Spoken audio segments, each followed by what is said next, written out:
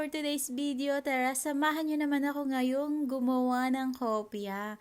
First time ko din itong gagawin pero nagustuhan ko guys. Kaya itry nyo na din. Yung full recipe nito, ilalagay ko naman sa description ng video na to.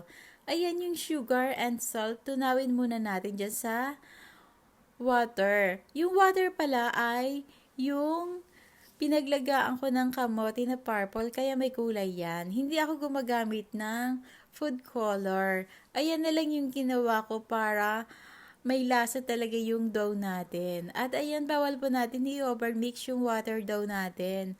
At ngayon gawa naman tayo ng butter dough. Shortening pala yung ginamit ko dito. Ayan, kailangan ganyan yung resulta ng ating butter dough. Saka natin ilagay dun sa ibabaw ng water dough. Ayan, kailangan lang natin siyang palaparin. Then, ilagay na natin yung butter dough sa ibabaw. Then, ipo-fold lang natin siya ng 4.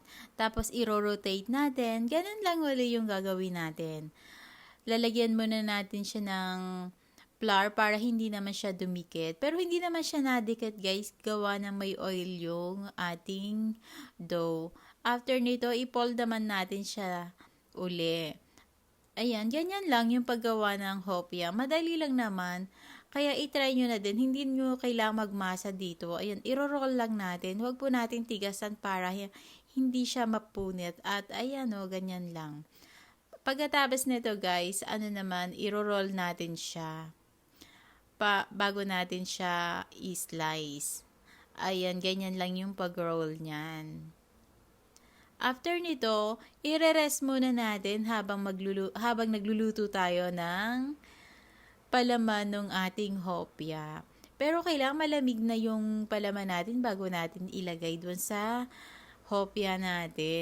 Eto guys, yung aking palaman ng hopya.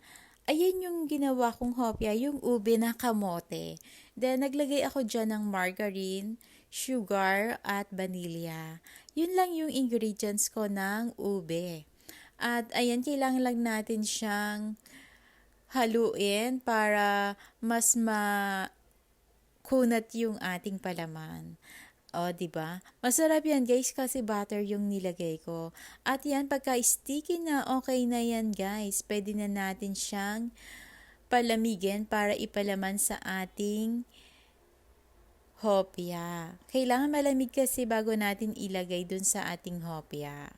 At eto na guys, ready na yung aking ube. Guys, kung ititinda nyo to mga 20 grams siguro yung timbang nung bawat isang hopya. Pero sa akin, hindi ko na tinimbang kasi pangkain ko lang naman yan. Ayan, ganyan yung paggawa nyan guys. Hindi natin hihilahin para hindi numipis yung ilalim nyan. O diba, madali lang naman gawin. Kaya, itry nyo na din to guys. Madali lang din naman siyang maluto. Pag nag-brown na siya, okay na. Kaya, hindi ganun ka-hassle yung paggawa ng hopya. Madali lang. Basta may hulmahan, guys, ng hopya, madaling gawin. At saka maganda yung pagkakagawa kung may molder tayo.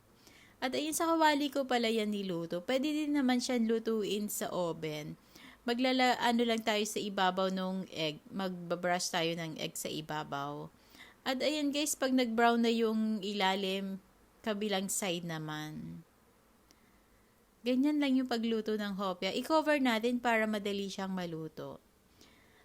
At kung gusto nyo naman luto din yung side niyan, iganyan natin. Patayawin natin. O, diba?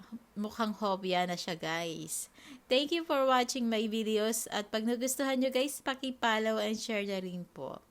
Ayan, palamigin lang natin sa cooling rack yung ating hopya. Yan, luto na. Thank you for watching.